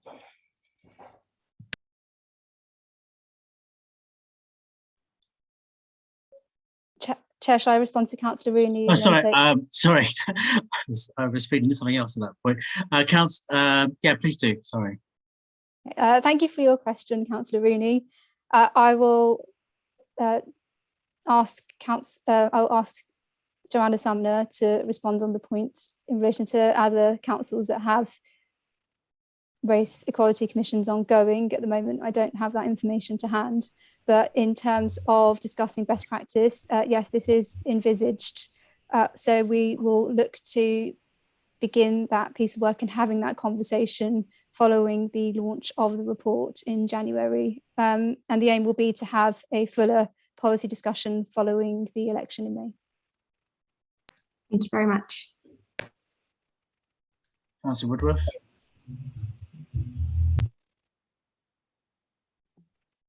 All right. Before you do, sorry, I know Councillor Sumner, it's not Councillor Sumner, sorry. So Joanna Sumner was going to respond as well. Apologies, sorry. Thanks. No, happy to be promoted to councillor. Not that particular one, I can assure you. No relation. There are a number of other commissions that have happened kind of in recent years, but also still kind of going on. And actually, Simon Woolley is involved in some of them, including in Manchester. And I know he's been working with the Mayor of Bristol on kind of an ongoing panel that looks at race equality issues there. I was going to propose that I have proposed as part of the launch event, we have some people from these other boroughs, perhaps mostly the London ones, and we share kind of what works elsewhere as part of that event. Okay, thank you. Simon Woodruff? Yeah, I think it's just I mean, I don't know what the proposals are going to be, but I know from talking to various people about it, the outside perception is that this would just end up being another talk shop where people sort of talk without things actually being done, is the suspicion. So I'm kind of hoping that, can we sort of guarantee that there'll be some real concrete proposals and that it won't be just something to keep talking about forever?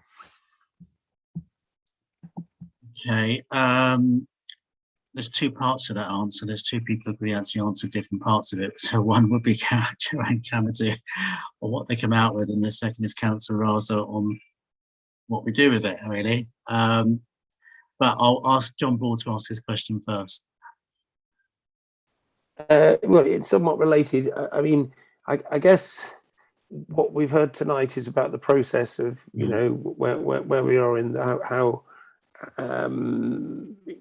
yeah, what the process has been to get to this stage, and what's left before it reports. But I mean, can Joanna say anything about, ahead of the January meeting, and anything about what the key findings are likely to be? So is there sort of anything about the content of it that we can learn about at this stage, rather than just purely about the process?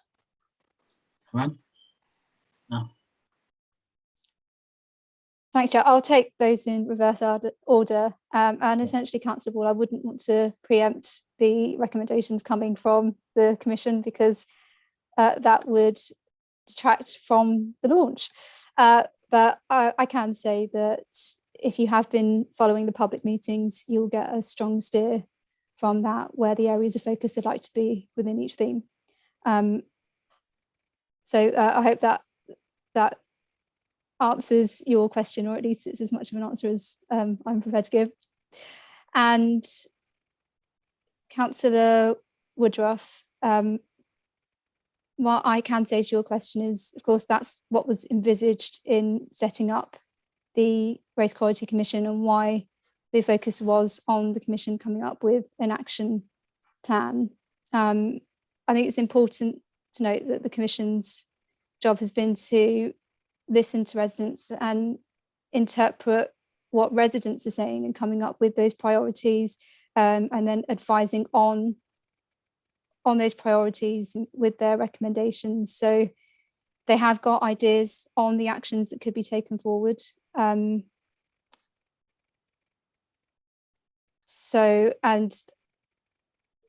that will come through in the recommendations, but also in terms of avoiding it just being a talking shop and ensuring that that action is driven forward. That's why the Commission feels very strongly that it's important to have this independent body. Okay, all right. Maybe because it hasn't been finalised, you probably can't answer this question, but how many recommendations might we be looking at? 25, 50, more than that? It's not the one, that one. Okay. Okay, all right. Simon, your hand is still up. No, it's not meant to be. It's legacy. No. Okay. Sorry, Councillor Rosie, did you want to say something at this point? Yeah, I was just going to say that this isn't just a one-off bit of work that suddenly, the Commission gives us a report, we listen to the, we take the recommendations, we chunk out some of our reactions to that, and then that's the end. Because, I mean, the whole point of my being in Cabinet is that we're taking equalities really seriously, and that actually it's not something that's a tick box exercise that you can suddenly sort of say, okay, we've done that, and that's done. This is an ongoing concern and will be for several years going forward until we kind of address the issues that have come forward, not only just in this report, but what we're hearing from our residents directly, because they're getting involved in a number of consultations for the council at the moment as to how they want to see Ealing shaping up for the future. So there's a number of things that are getting involved with engaging residents better, like Joanna said about the Scrutiny committee that's looking at it. And as well as that is sort of finding out internally how we better speak to our residents and how they speak to us in a way that can be implemented through different avenues. So on this, obviously it's independent, and I'll be sort of looking through the recommendations along with my Cabinet colleagues and putting forward how we can implement them into what we do when we receive the report. So as well as that, there needs to be a monitoring group that will look at how well we carry on doing that, because this is not just a one-off conversation, it's an ongoing conversation. This dialogue has to be kept up. And quite how we go about doing this is also going to be a conversation with, as Joanna Sumner was saying, about seeing the best practice that's out there. What are other boroughs doing? How are they implementing what they found? And how is that happening in the wider conversation? Because we want to do what's best and what's relevant to our residents. So this isn't just a sort of one-off thing. Yes, we await with bated breath for the report, and then we will respond to it as to how we can implement what we find. But then the conversation doesn't stop there, it continues. Just quickly, Councillor Raza, it's not meant to trip you up. In terms of when it comes to Cabinet, noting the report, will that response actually set out a timeline for implementation? And also, secondly, you just mentioned the independent group. Is that the same independent group that Councillor Joanna Camadou-Rothwell was just referring to? Well, currently it's an independent commission. Yeah. And the commission can't, I mean, it has a report, the report gets taken by us and we discuss it. So how does the commission in whatever incarnation go forward? Whether that happens as a form of like a monitoring group, is it, those discussions are obviously going to take part and happen as a response to the report when we get it. So obviously, having not seen the report, I can't speak to what the recommendations are. As and when they come through, we'll be looking at how we'll be able to do this best. Okay. Councillor Summers? Thank you, Chair. Yeah, I just wanted to ask, I'm not quite sure who will respond, Councillor Raza or Councillor Camadou, I guess. It's just regarding health outcomes, and obviously the work, the different health income outcomes for Black pregnant women, and also the recent talk about sickle cell treatment as well. How confident are we that the the NHS Trust or CCG will implement any recommendations that the Commission make. I mean, obviously, we don't have any power to enforce them to do that. I can take that if you want. Okay, sure. Obviously, there are several different avenues to this report, and all of those we have a certain set of levers which we can influence and make sure that our voice is heard and our opinions are heard. So obviously with the NHS, that's something that is a wider conversation thing about pregnant women, particularly being the disparity and the inequality that's happening there, is a wider campaign. But locally, because we have such a diverse population, yes, of course, we will be taking that up and through all avenues. So, whether that is just picking it up through things like health and wellbeing boards and taking it all the way up to the top to the directorship. Thank you. Is that okay, Chris? Yeah. Okay, Simon, again, your hand's still up. According to me, I've taken it down. Yeah, actually. Oh, no, I'll have another go. All right. Okay, all right. Just on an officer side, I know Joanne Summers here, and I know Mark Wilkes was a director. Given the importance of this, not just the commission itself, but actually this is a big important piece of work, which amongst the senior officers, and I'm sort of hinting towards chief officer level really, should be taking ownership and be the champion for this? Is one of the chief officers championing this? Well, it's supposed to be independent, Hitesh. So not the commission, but the implementation. I guess it falls within my directorate to make sure that that goes ahead. So that would be, Mark and myself. Right, but with all due respect, he's not the chief officer, is he? No, but I guess that we'll be responsible for making sure that we work through those implementations. Okay. Do I need to come off mute? Just to say that Johanna Sumner has messaged to apologise as she can no longer hear what's being discussed, so she's unable to respond. Okay, no, she's in this meeting twice at the moment. Okay. Okay, has any other members got any questions?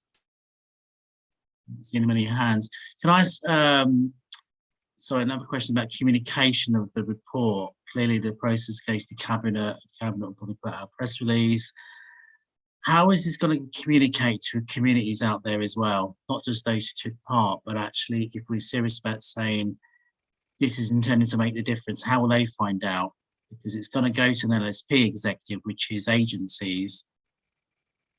Who else would know? So I understand that a plan is being developed with the head of comms to ensure that there is widespread local dissemination of the report. And as part of that, I'm sure the council will be looking to share the report's publication with all of our media that serves our local communities. We'll also be asking councillors to help as well with sharing with their networks so that all residents are aware of the findings. Okay, all right. Councillor Dan Crawford. Thank you, Chair. You surprised me by coming to me so quickly. This might not, I'm not sure who is best to answer this, and I'm not sure if you can. So I'm just going to leave it there. Obviously, the report is the thing that first manifests itself out of this process that has happened. But I've heard participants in the evidence sessions that I was able to listen to talking about the report and this commission being only the first step in terms of the level of engagement and a longer term plan for this scheme of work. And I think that's reflective of both of your comments this evening, that this is sort of a longer term journey that that we want to go on. I wondered if either or both of you could speak about what you think that looks like, and how you think that can be done, obviously bearing in mind that some of this will be the subject of discussion in the report that's produced. But I'm just interested in your perspective as to what success looks like with this scheme of work. Thank you. Okay. And Louise, Brett. Thank you. Just to go back on the communication strategy, my concern is that it's not having a go at the communications team. I just know what organisations are like, and they will go, oh, we need to communicate X, Y, Z, tick, tick, tick, and that's, you know, their job done, which actually I don't think it is. And I think from the communications perspective, a plan could actually be put in place now before we've had the report on what's going to happen. You know, even if it's a sketch of a plan, we could still see what that could look like. You know, and I think that should be worked on now rather than waiting for the report to happen. There's no reason why, because, you know, there will be the obvious communication channels, and then there will be recommendations on where else we go to communicate the report, and also what we're going to do about it. Thank you. Who wants to respond to that? Aisha? Yeah, there is, you know, we've had conversations with comms, and we have a plan to actually make sure that through council channels, at least, that we can sort of get that information out and have that links available to everybody who are there online, and use all our avenues normally that we use for communication. So yes, there is a plan, and there will be sort of our dissemination. But there again, not having a pop at our comms team, but it's limited as to what it can do. So then obviously we do need to reach out to the wider network to make sure that information goes out through all channels, through different communities. Bearing in mind that there are still people who you speak to, and they look astonished that this commission is happening. So it's kind of passed them by completely. So, you know, yes, there's a lot of work to be done to actually make sure that we engage all communities in this journey. And that's why it can't just be sort of come to an end after the report's findings. It has to be an ongoing concern. So I'm going to answer Dan's question a little bit as well, with how do we see the sort of ongoing incarnation, if you like, or the conversation. So because there clearly are issues that are wide-reaching and won't be solved literally overnight. These are sort of quite deeply embedded issues that we are facing. So there will need to be a discussion, an ongoing conversation with the communities that are involved, or that have fed back these things, whether it's young people or whether it's people from different parts of the Black community from various ethnicities. So whether that's that monitoring group, how we manage that, or who sits on that, how we go forward with possibly having more listening events at regular intervals. There's lots of ideas as to how we can have that next conversation. And those discussions are sort of happening at the moment. And again, we will turn to the community to ask what they feel about taking the conversation forward. Because what I'm acutely aware of is that we aren't reaching all of the bits that we need to be reaching. So comms is not being as effective as it ought to be. It could well be for a number of reasons, but that is part of the problem, is that we need to make sure everybody's with us on this journey, and that we're not doing things to particular communities without their consent and without their understanding of, fully understanding what it is that we're trying to do. So it's the short answer is that it's a work in progress, and that we are hoping to put something in place that will bring the conversation to everybody, and therefore we'll be able to listen to what the general consensus is going forward. Louise? Okay. All right. Look, we're kind of talking about process about report we haven't really seen, so it's difficult to have a broader conversation, you know, on the contents here. So it's so I'm going to kind of wrap up unless anyone's got any last 10-second burning questions. Look, Joanna, come to Rothwell. Thanks for coming today. I think it's good to hear that you're actually going to, the Commission is ready to finalise that report in January. I think it's absolutely vital that we did say before the end of the municipal year. I think that was important to at least give the Cabinet a chance to respond, but actually the Council to start acting on it, because it would have been nearly a year since, well, over a year, I suppose, since we started the whole concerns, not just around because of events following George Floyd's death, but actually with the disproportionate impact of COVID as well, that has come through. So it's good to read, and you know, and you have our endorsement to go back to the rest of the commissioners to get that report finalised as quickly as possible, please. Secondly, I do think, with no due respect to levels in the department, but I think the chief officer needs to take ownership together with yourself, Councillor Raza, for implementation. You know, there may be an equalities lead already for amongst the chief team, I don't know, but I think it's important that gives credibility, I think, in my mind, to the community as well, that actually it's been taken higher, seriously at the highest levels. That could be the new chief executive, whatever that may be. I made a point about action plans, and when you've done it, and something I've said about previous scrutiny panels, action, you know, the implementation needs to have clear action plans, timelines, resources, and who's leading on those items, whether it's the council, people within the council, partners as well. And I think also identifying those areas of engagement. You know, you won't have all the engagement levels at the beginning, but the point is, I think it needs a clear, smart action plan, I think, as well. So we can look at that, and I think if it ends up being an independent group that monitors it, I think that's good, validation and confidence. And I would say certainly to come back to scrutiny. I think scrutiny needs to look at it as well, perhaps after 6 months of implementation and an annual review of progress as well. I think that's important for us to have the confidence as members to look at that. I think the issue about the communication plans that the Councillor Louise Brett has raised as well, clear comms plan, I think needs to be inserted in there. Not just the publication of the report, but as you said, consultation and engagement going forward as well. I think that's got to be absolutely important.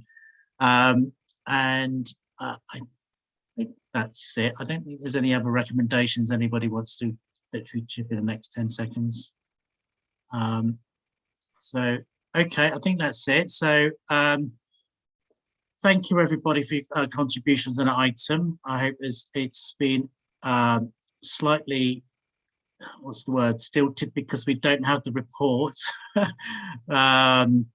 which was obviously the original plan to have that report, but commissioners clearly want to do a robust job and hand it over at the appropriate time, but clearly they are geared towards doing that in January. So, and I would, on behalf of the committee, thank the Commission as well for its work that it has done as well. So take that back, please, Joanna, as well to the Commission. So thank you for that.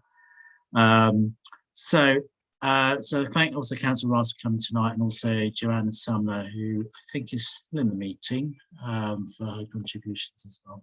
Thank you. Oh, it's not quite good night for the rest of the committee, sorry. So thanks, guys. So Sam, what's the next item? I've lost track. Yes. Work programme, Chair. Okay, thank you. Thank you, Chair. Thank you. Right, okay, on to the penultimate item, which shouldn't take long. Over in Scrutiny work programme. Right, the work programme in your pack is presented for review and approval. It's to, I should also note, and I know my Vice Chair has agreed this as well, that we will hope to bring an overview of Broadway Living to our February meeting. It's using my notes here, which will coincide with the pre-budget meeting, but we think that should we can cover that, the two items at that February meeting. This is a legacy item that ideally should have come in the summer, but didn't happen. But we want to kind of get it in before the end of the year. Members are also asked to provide any suggestions to the committee work programme for this municipal year, not this year, sorry, next year, municipal year, and also start considering panel topics for the scrutiny panel for 2022-23. So we're happy to take suggestions and we can determine and finalise at a future meeting in 2022. So I don't know if anybody had any suggestions at this stage. Not getting any nodding heads or hands up. No, okay, good stuff. All right, and the final item then is just to remind members that the next meeting is scheduled to take place on the 6th of January 2022, but only if a valid call-in is received from the Cabinet or ICMD, that's independent Cabinet member decisions taken in December. So if there isn't a call-in, then there won't be a meeting happening. Therefore, our next meeting will be in February. So on that note, everyone's gone already. I'm just the lone person left. Thank you. There are people there. Okay, glad to see. So on that point, can I wish everyone a safe trip home? Everybody all at home. So, whilst we concern ourselves, obviously, with the new variant. So get your booster jab, everybody who might be watching.